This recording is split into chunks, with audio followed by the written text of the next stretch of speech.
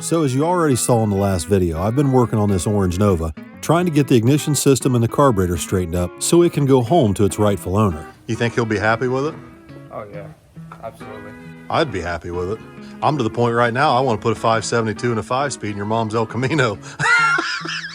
The owner told me the other day he might put a nitrous kit on it later, so I called down to Mark's to order some colder plugs, and Buckwheat happened to stop by just as he was getting ready to ship You got his spark plug. Yeah, I've been in spark plug hell for the last hour and a half. Why? Well, because he needs some short spark plugs. Well, he gave me this number. Well, back about 20 years ago, these used to be short, but not anymore. You can find them on eBay, but they're like $30 a spark plug. So I don't know. Well, they put them in the big blocks and they made them shorter, but now they're all big. So I did all my research through all this stuff, and then I found this spark plug, which is an NGK number 8. That's a little stubby one. Look at that, stubby. About the time Jeremy was kicking Mark in the nuts, we had just pulled the 55 in the shop to do a valve adjustment on it. Well, what do you want? Got your plugs from Chump Hole. I'm waiting for my benefits package from him. What benefits package? For working up there. Working where? Chumpies. You don't work there. You barely work for yourself. You'd think. Buckwheat's always scheming up some idea to get his parts bill lowered at the end of the month. Anyway, shortly after he dropped those spark plugs off, some people showed up to buy that dyno off of Billy. Now, typically I'd be the equipment operator, but Tanner jumped right on the forklift and I told him to have at it. He claims that he has some forklift experience and mentioned that he's even licensed. Is he a certified forklift operator? Because he can't operate radiator caps. Let's just say that Buckwheat was skeptical, and he would like nothing more than to catch Steve making a mistake. So he filmed up close and personal every second of Steve on this forklift. And I think Steve could definitely feel the pressure.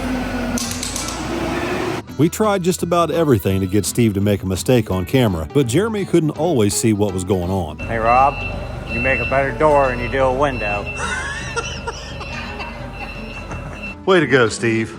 Way to go. Good for you. Should I go get my license so I can go get certified now? I know how to drive a forklift. You told me you were licensed. He's certified, all right. Certified in what? Numbnut. Oh, now you show up. There's nothing to supervise now. Well, these are stressful situations, and I'm best if I just stay in the house. Yeah, it was definitely a stressful situation. Steve, you did a hell of a job. I don't care what Buckwheat says. Wait, you operated the equipment instead of you? Yeah, because he told me he was certified forklift operator. Are you? No. No? Oh. My brother is, so I can blame it, I guess. I don't know. Is that how it works? Next Your time- brothers claim your credentials? Next time I'm just gonna let him drop that off in the gravel driveway and watch him try to maneuver it back there. While that was going on out in the shop, I had my own operation going on in the merch office. I agreed to sign all those labels. Why are they stretched from one end to the other? Because they're on a roll. You have to unroll them. You make no sense. What? How am I supposed to sign all these labels if they're not unrolled? It was about that time that the engineering department started coming up with ideas of ways to solve this dilemma. But Steve and Buckwheat had different ideas. Well, I could have thought of a much better plan than across the floor. Thank you. After Buckwheat called Steve a numbnut and was trying to catch him slipping out there on the forklift, we're all watching the tension build between Steve and Buckwheat in this engineering competition. There you go. You just pull them as you need. How am I supposed to put them back? You gotta roll them back on. Oh no. You need another one at the other end so you can start there and roll, and it takes you from that reel, sign, and then rolls it in the reel on the other side. So now we've got Steve engineering the east end of this operation and Buckwheat engineering the west side. And Steve's not too happy about it. Jeremy intends to use 2 cases of brake cleaner and a breaker bar. You engineered the one end, Bucko's going to engineer the other. Steve's masterpiece that he's engineered on the east end is solid and secure. Now, Buckwheat truly believes that he's intellectually superior to everyone around him, and I don't think Steve could take much more of it. Steve clocked out and headed home for the day, while I autographed these labels for JaxWax, while Robbie volunteered to roll them up on the other end. Someday you'll be able to sign some things, probably piles of dirt. You're the one with the cleany. I'm rust junk. You can't sign rust junk.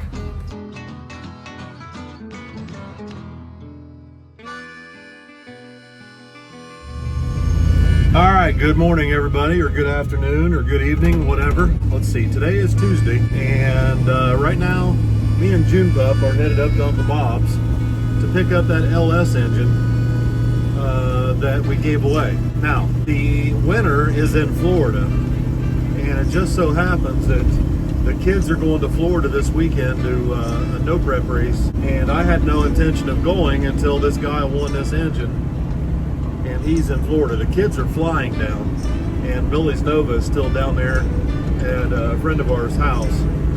So they're going to fly down, but I am going to go ahead and drive down, and I'm going to go ahead and take this engine down with me and drop it off. Tanner is also going with me, and so is Tess. Tess likes to go and help film, and she just likes to be out and around and going places. And right now Tony's so busy with work that he can't get away. So I invited Tess to go, and she immediately booked plane tickets. So she's coming in tomorrow. I got to pick her up at the airport, and then I think I'm going to get to pick up my Monte Carlo tomorrow at JaxWax. So pretty excited about that. This morning, bright and early, a semi backed in the driveway and delivered my new strange 9-inch rear end and hot boy brakes for the Monte Carlo. So I'm pretty excited about that. But anyway, we got a lot going on to get ready to go to Florida. And I think I'm taking the Falcon and my Malibu. And the kids want to try and test the Falcon while we're down there.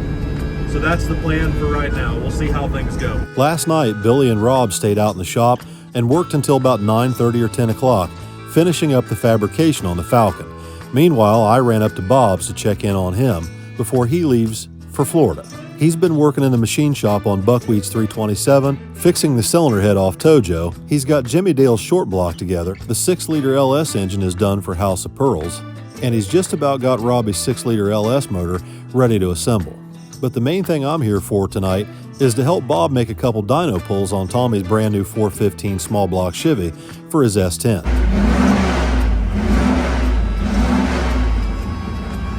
I think sounds really good, Bob.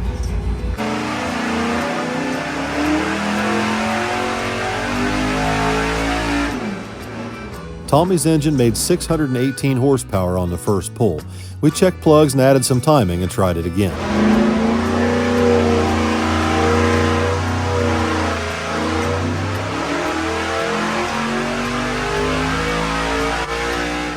With 2 more degrees of timing on the second pull, it made 628 horsepower. So we were just talking about this, and I would like to talk to you about it on camera.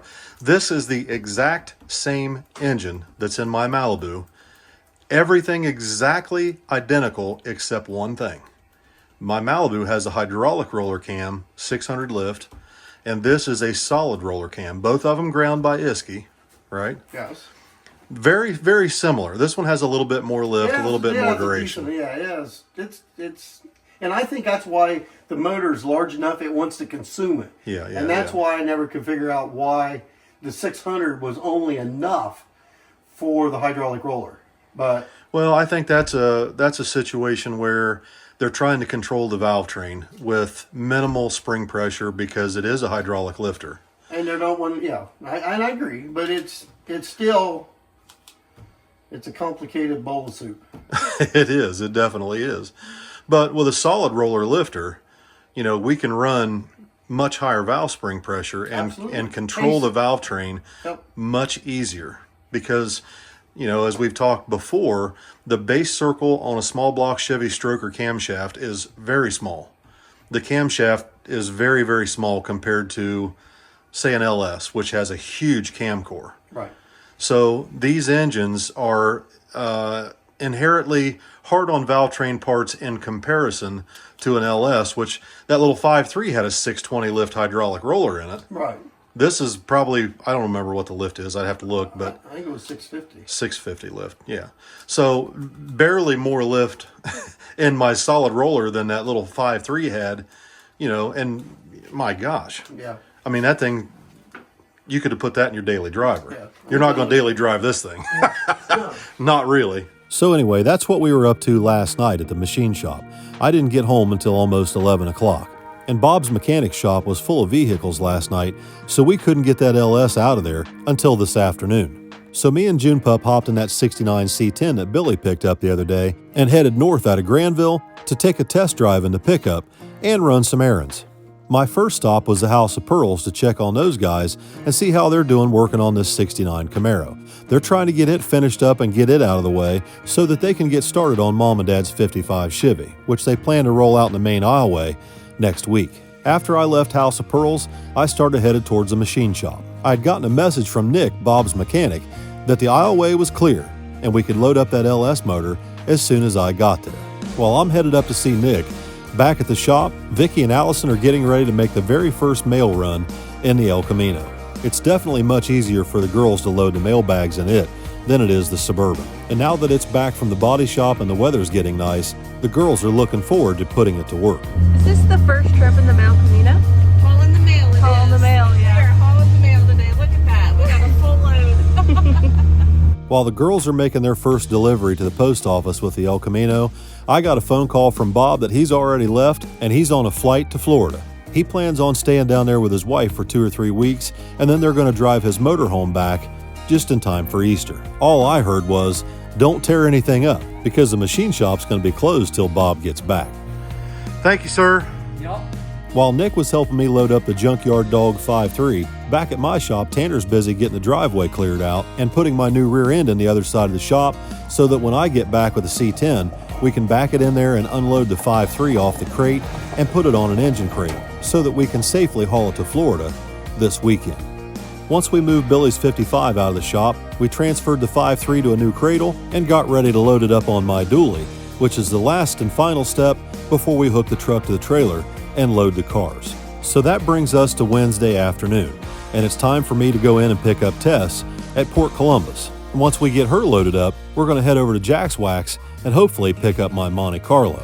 Hello! I got to go pick up my Monte Carlo. The office. Yeah, the I know office. You call it something else, but its real name is the office. That's it. It's the office. I can't wait to see it. It's all done. You need to get in there, and you need to say, "We in the office, baby." When we pulled into JaxWax, Zach was still putting the finishing touches on the Monte. When I dropped it off over there a few weeks ago, it was in dire need of some detailing. I'm so excited to see this car. That makes 2 of us. I've seen what Zach can do with cars that started out in way worse condition than my Monte Carlo, but I was blown away when I finally laid eyes on this thing. Zach polished all the chrome on this car and installed all new badges and emblems, as well as my new GM grille, hood ornament, Monte Carlo fender emblems, brand new sail panel emblems, as well as new sill plates in the door jambs. Once we looked the car all over, it was time to pull Jared's highboy out of the way so we could back the Monte Carlo out and I could head home. A buddy of mine gave me this gold chain to wear while I'm driving a Monte Carlo, and I couldn't resist wearing it on my way out the door.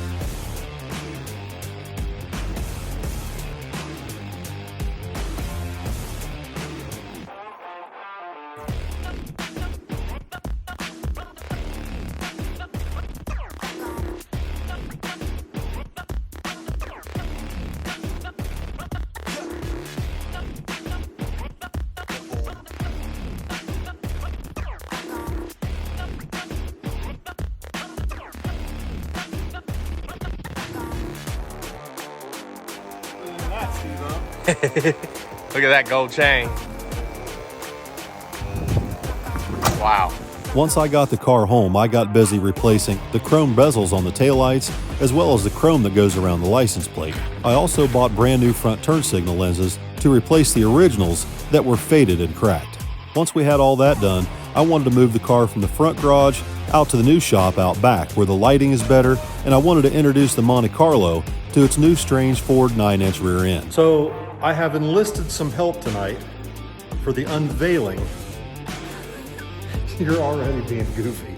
For the unveiling of the new rear end for the Monte Carlo. Let's check this out. She can't help herself. Wait, should we sit on the box first before we open it? Oh, are you really going to do this? Should we pose with the box? All right, Billy, you do it. Put your butt out. Let me see. This is how you're going to get this happening? Tess, let me see your best shot. Come on. Oh, jeez. All right, let's lift this thing off. Let's see what's in here. Ooh.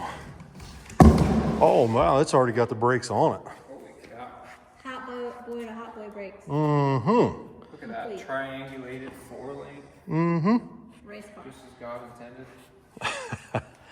Aluminum center section, 430 gears, hot boy brakes.